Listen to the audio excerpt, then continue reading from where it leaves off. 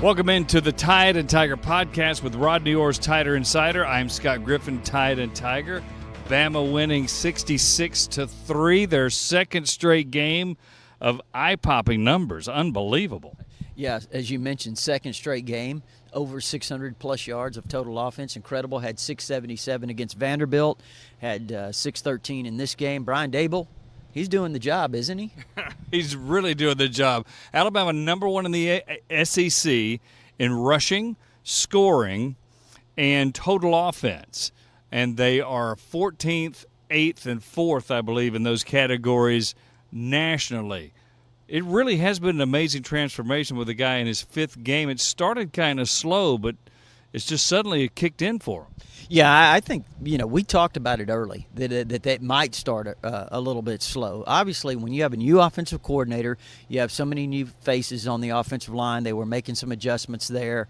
You had three guys really in different positions than the way it ended last season on the offensive front. So it's taken some time, but we really felt that eventually we would see a very versatile, diverse offense that Brian Dable wanted to institute, utilizing all these guys that they have, which, they have so many different weapons.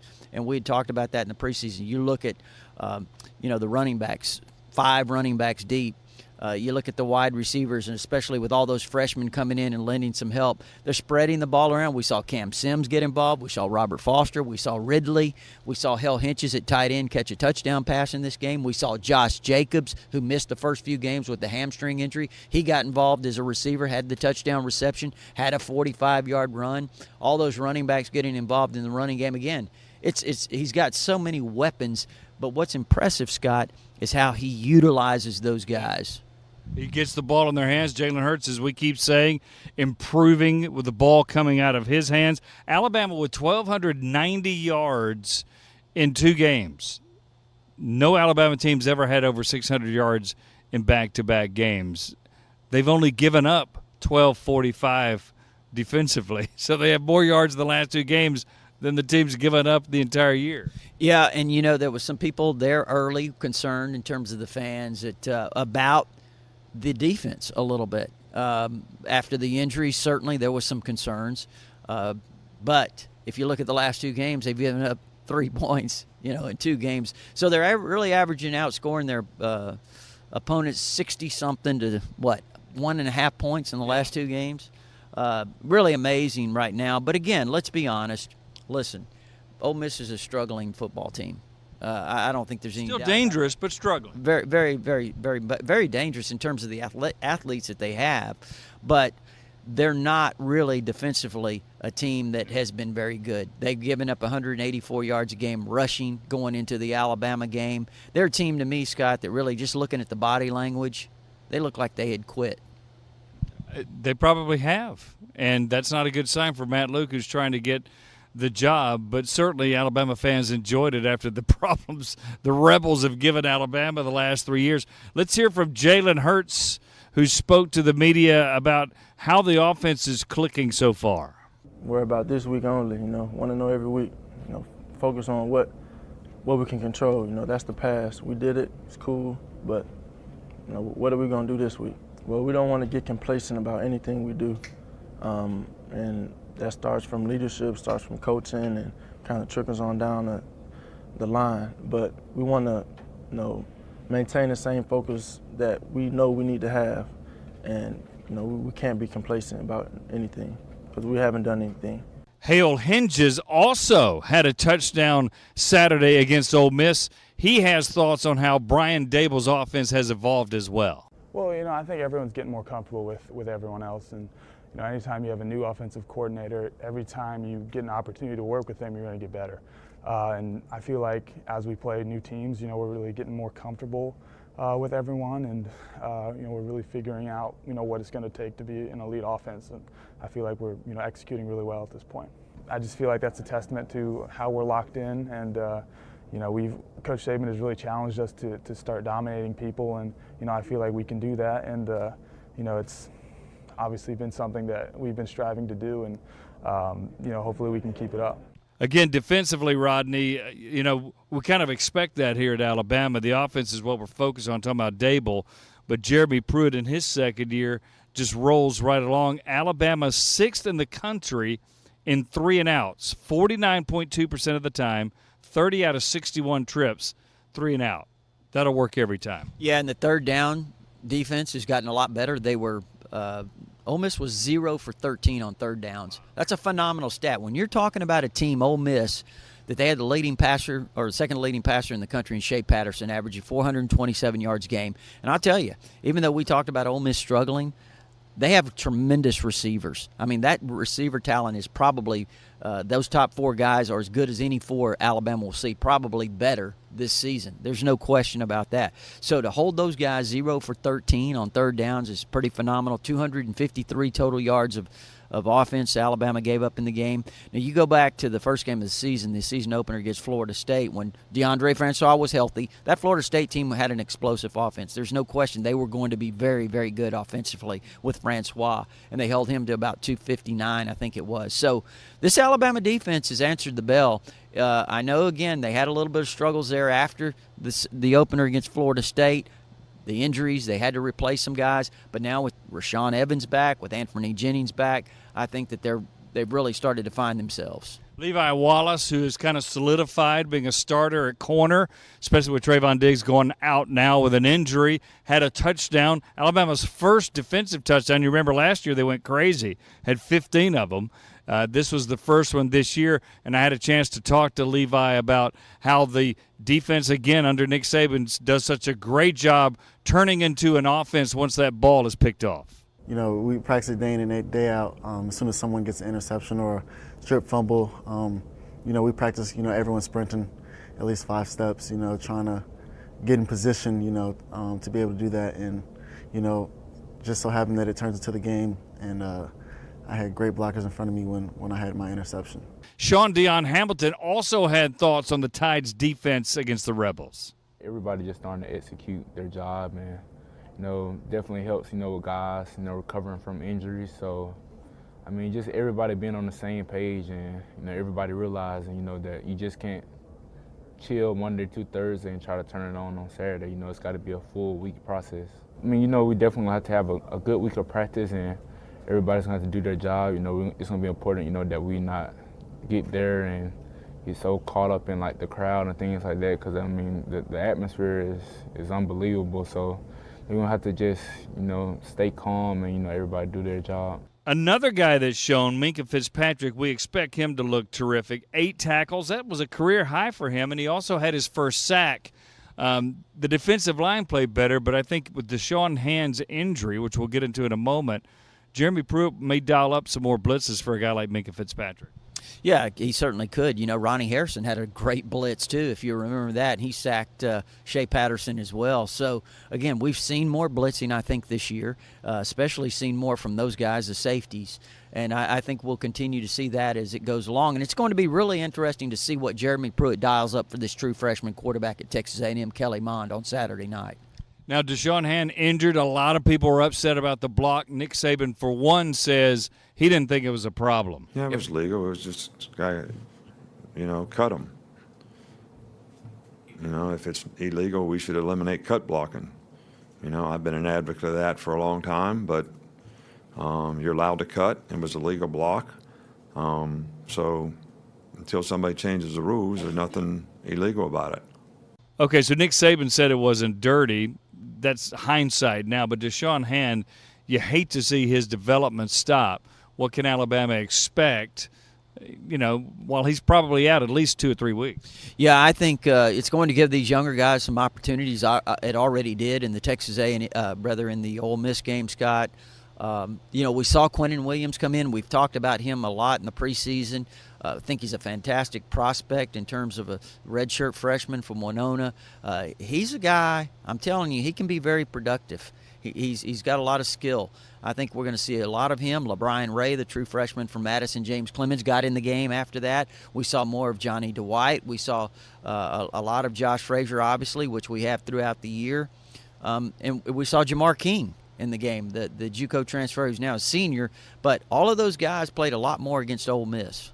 All right, so Alabama's used to having the Tim Williams and Ryan Andersons are a little bit spoiled, but you're saying this defensive line, it's not there yet, certainly, but there's talent available, and it may be deeper, you could argue, right? Maybe not as talented, but deeper?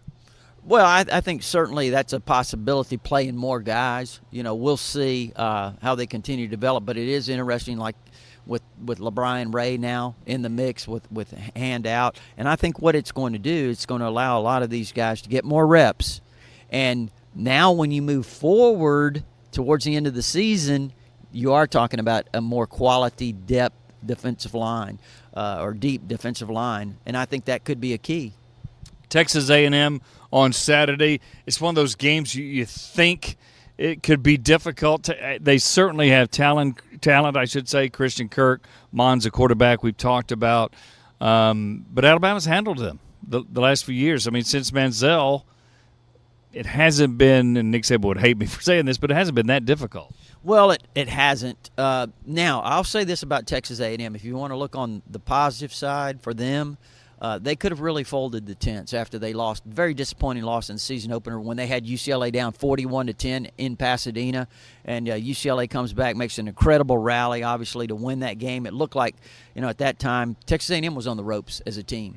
Scott, but they've come, they rallied to win their last four, including these two recent SEC games with Arkansas and South Carolina. Again, I understand it's not great competition, but you're talking about a team that could have folded, and Kevin Sumlin's kept them focused, kept them going in the right direction.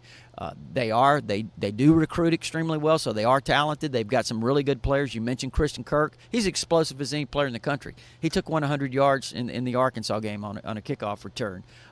He scored against Alabama out here last year. So he's a guy that is very, very dangerous. They do have a running game that's starting to get going with Keith Ford, who's doing an outstanding job. So they've also got Travion Williams, who's more of a change-up guy. He's got a lot of speed and a lot of, kind of more of a jitterbug type back. So, and that they've always got very, very talented receivers. So this is a team that at home, at night, with a crowd that's probably going to be really excited. Nothing to lose. Nothing to lose. They're going to come out and they're going to play really, really well, I would think, certainly. All right, so we'll see how Alabama does Saturday night. That's a 6 o'clock night game. But again, as we talk about all the time, it seems like, especially with the SEC kind of being down and looks like it's trending down now, let's be honest, Alabama plays against Alabama. That's why Nick Saban sets the bar, and he wants you to hit that bar regardless. Well, I think that's exactly right. That's the position they're in right now. I mean, after you beat Vanderbilt, 59-0, you come back and you beat Ole Miss 66-3. Everybody's talking about this offense. Can it be stopped? How explosive it is? All of these things. And, you have to fight against the players getting caught up in the hoopla or the hype or whatever it might be. And I think that's the one thing that Nick Saban is really going to be fighting against this week, to make these players understand, hey, we're going on the road against a team that, some people are saying is not that good, but they're 4-1. And they're a very talented team. So I think that's the thing that he's going to want to get their attention this week and keep them focused. Nick Saban had more thoughts on that very thought right here. The common thread is, we have a old saying, out of yourself and into the team. And look, everybody has individual goals and accolades and things that they want to accomplish and things that they want to do personally. And I think they should. But I think there's a fine line between, what do I put first? Do I do what's best for the team and for my teammates, and know that it's important for me to be a complete player, whether I'm getting the ball, not getting the ball, getting an opportunity or not getting an opportunity, but I create an opportunity for somebody else, and that same person can create an opportunity for me when I get my chance to make a play. So I think players keeping that in perspective, look, you want to be able to catch passes, but you also have to manage your frustration if you're going to be able to catch those passes.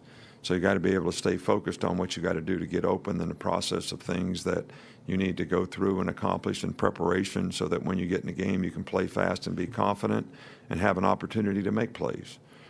And, that's what we try to emphasize with our players. And, so far this year, I think the players have done a really good job of that. All right, we had great information from you on the recruits that were coming to Tuscaloosa. It hasn't been a lot of time has passed, but what can you say about guys and maybe the time they had and the things you've learned? We do know there was a big decommitment from LSU earlier. Yeah, actually, Kelvin Joseph, who is a defensive back that Alabama has been involved with, Scott, he could play safety, he could play corner. He is from Baton Rouge. He's a guy that Alabama has recruited. There was been some talk, before the season, actually back during the summer, that he may eventually flip to Alabama. And he has decommitted from LSU right now after the showing they had this past weekend. He was supposed to be here in Tuscaloosa, but as we warned everybody, a lot of these unofficial visits, these guys, there's transportation issues, different things that come up that prevent them from making the trip. He did not make it to Tuscaloosa, but he is still, very interested in Alabama. Anything else to add to the other ones that you had great information on that came? Yeah. Emil Ekior is an offensive lineman out of Indianapolis. Scott, he may be the number one interior offensive player in the country in terms of, center guard type player. He's out of Indianapolis Cathedral High School. He's committed to Michigan, long-time commitment. And he had a great trip here, great official visit over the weekend. He's been here before. I think Alabama has a great shot to flip him. The question is, how many offensive linemen are you going to take? How many spots do you have open? Those types of things. So that, that certainly could come into play. Jalen Waddle, the great wide receiver, the receiver we've talked about, the return guy that's so explosive, dynamic. Scott, he may be the best in the country at what he does. He's got some David Palmer in him, to be honest with you. He scored touchdowns in 3 different ways on Friday night, and then he came here Saturday to watch Alabama score 66. So he's really excited about Brian Dable's offense, how he would fit in, the things he could do. He's a guy that's a great kick return specialist. He was here, again, had a great visit. Bobby Brown, we talked about him. He may be Alabama's top high school defensive line prospect, certainly among the top guys out of Arlington, Texas. He did not get to make it. He was injured on Friday night in his game, hurt a knee that will keep him out a few weeks. So that prevented him from making the trip. But Rome, Georgia, linebacker Adam Anderson, he's a guy to really keep an eye on because he's a very, very talented player. I think it's coming down to Alabama and Georgia. I know he had a strong visit over the weekend. Again, Georgia's in there very strongly as well, and Kirby Smart's doing a good job keeping his guys at home. Savion Smith, the former 5-star cornerback recruit that signed with LSU a couple of years ago, now he's at Mississippi Gulf Coast Community College. I say keep an eye on him, Scott. I think he'll might commit fairly soon. Not really sure, but Alabama's definitely up there very high. Matter of fact, they're definitely the team to beat. Nadab Joseph is another outstanding defensive back. That's a priority for Alabama in this class. They've got to get defensive backs. He's out of Hialeah, Florida, was originally committed to LSU, backed off that commitment several weeks ago. I think he's going to release a video here in the near future. Right now, very strongly Alabama. There's been some rumors to the contrary, but he is still strong for Alabama. Again, a really good overall weekend for visits. Alabama fans are asking, what about running back? We're probably want to take a running back in this class.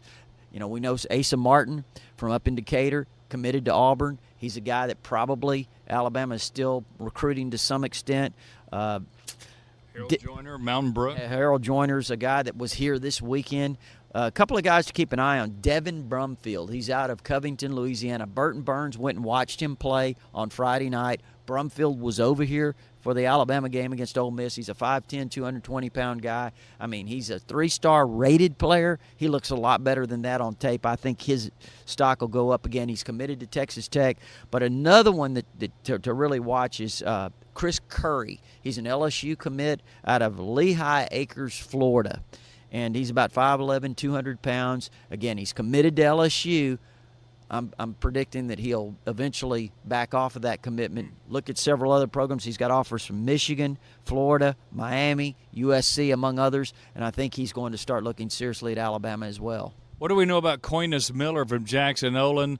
Tim Vakakis up there, his coach. Auburn's really in on him. He's a 4-star, big guy, but maybe the most talented defensive lineman in the state this year.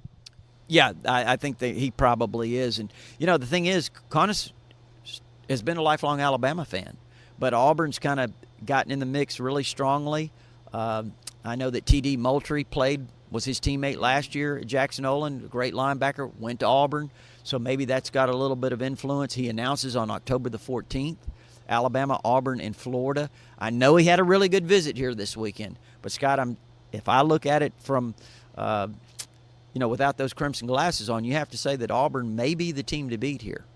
All right, we'll have to keep an eye on that and more visits coming up as Alabama gets back. But we know they play Texas A&M on Saturday at 6 o'clock. Rodney and I will have thoughts on more of this as the week goes and certainly after the game on TiderInsider.com. Of course, go to and subscribe to Tide and Tiger on Podbean where you're listening to this. And Tide and Tiger on the YouTube channel is where Rodney and I have videos and practice reports and much more. For Rodney Orr of Tider Insider, Scott Griffin of Tide and Tiger. We'll talk to you again later this week. Thanks for listening.